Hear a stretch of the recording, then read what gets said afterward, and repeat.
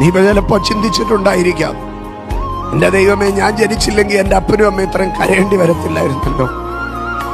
ഞാനങ്ങ് ചത്തുപോയിരുന്നെങ്കിൽ എൻ്റെ അപ്പനും അമ്മയും ഒരു ദിവസം കരഞ്ഞു തീർന്നേനെയല്ലോ. ജീവിതത്തിൽ പലപ്പോഴും നീ ചോദിച്ചിട്ടുണ്ടായിരിക്കാം.